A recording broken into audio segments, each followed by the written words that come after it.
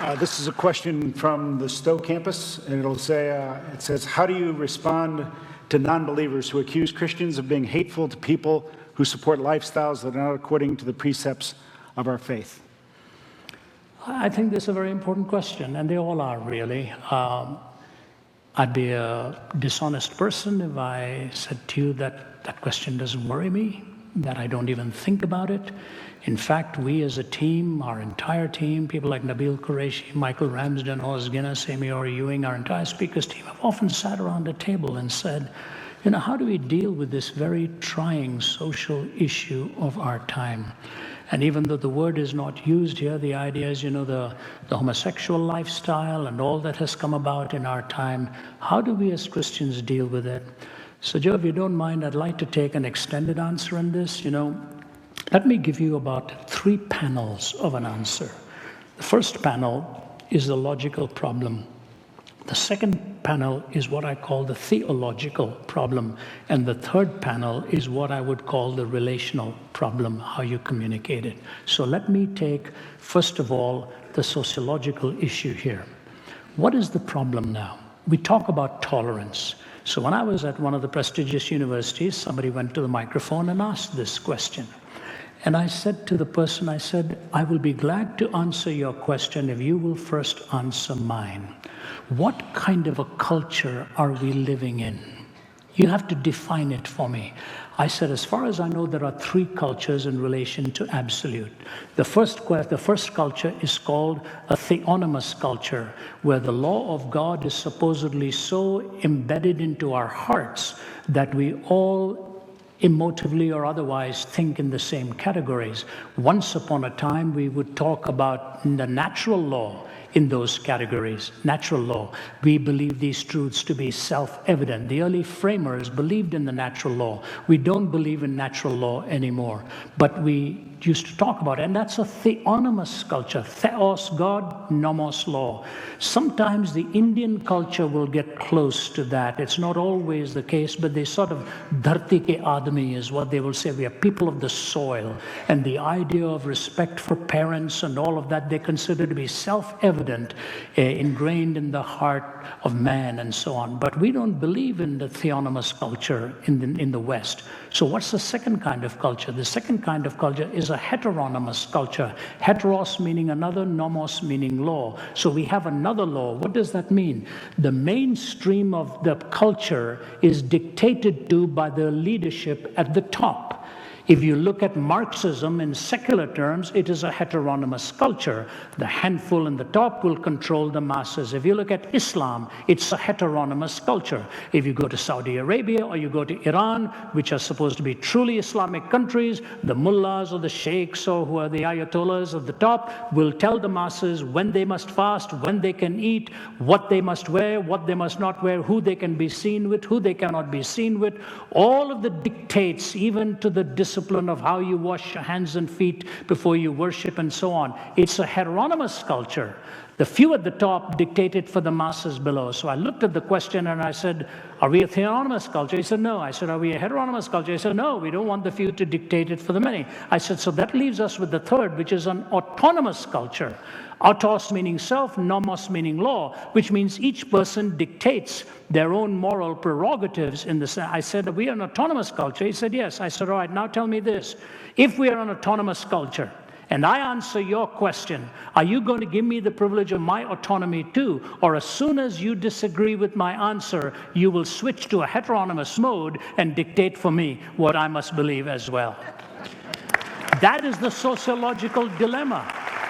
That is the sociological dilemma, because if A disagrees with B, it's not just that A is enforcing his or her principles upon B, but B wants to enforce his or her principles upon A. So there's a mutual autocracy being sought here, but it is never going to be consistent in a culture that is neither theonomous nor heteronymous. Autonomous cultures run into a conflict where everybody has their own autonomy. That's the sociological issue. You move beyond that, then to the theological issue. The theological issue is this way. Years ago, I was doing some open forums at Indiana University, and the press reporter I was there with Dallas Willard. We were both doing the defense of the Christian faith. And a press reporter came and said she was filming some religious actions on campus for their network and so on. Do you mind if we tape what you're going to talk about tonight? I said, no, that's all right. You're welcome. But then she startled me by saying, we'll only be there for about 5 minutes, and then we'll be packing up and leaving. I hope we won't disturb you. And I thought, well, this is what the news does with a talk, takes 5 minutes of it and then tells people that this is what was said, I thought, okay, I wasn't going to argue with her. I said, ma'am, you're welcome to leave. Just tell your crew to be very quiet, because once I get into the thick of it, I really don't like the distraction, and they'll be quiet, slipping out, I'll be okay. She stayed the whole time, stayed for the whole talk, stayed for the Q&A. And then she said, can I walk you back to where you're staying? I was staying on the campus. I said, right. And she was walking with me. It's quite dark at this time.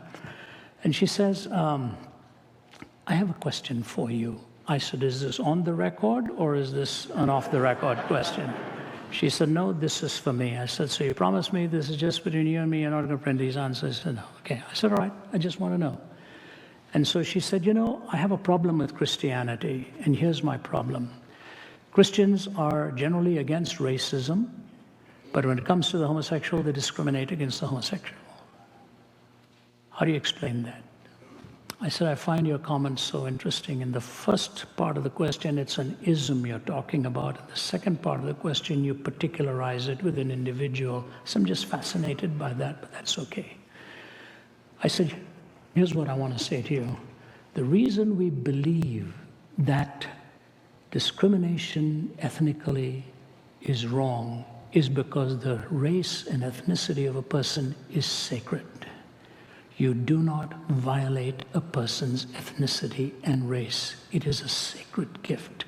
And the reason we believe in an absoluteness to sexuality is because we believe sexuality is sacred as well. And that's why we make our choice that same way.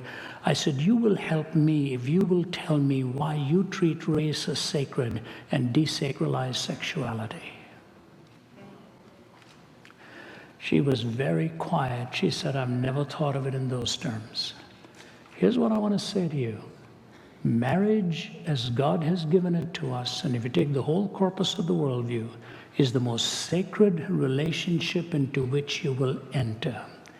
Because love is given one word in English, but there are 4 words in the Greek. Agape, eros, storge, and agape, phileo, storge, and eros. Agape is God's love. Phileo is friendship love or brotherly love. Storge is protective love or parental love. Eros is romantic love. I said, do you realize marriage is the only one that pulls these 4 together? Agape, phileo, storge, and eros. I said, and if you take agape out of that, eros is gone for whatever you want to do. Romantic love becomes redefined. And to us, the Bible gives the sacredness of marriage as Christ is to the church, the bridegroom and the bride.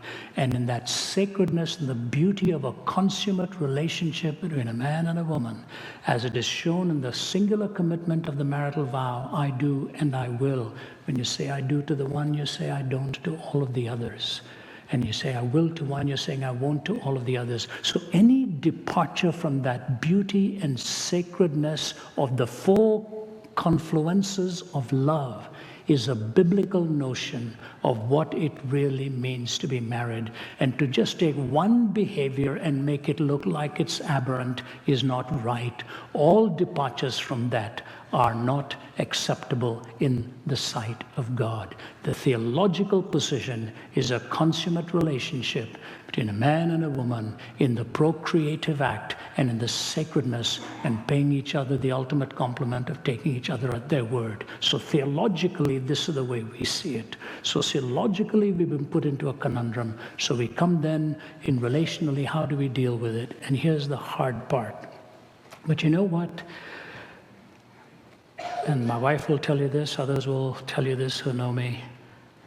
I accept people with a love and a genuineness, regardless of what their view is on anything, if it's different to mine. I have learned to love humanity.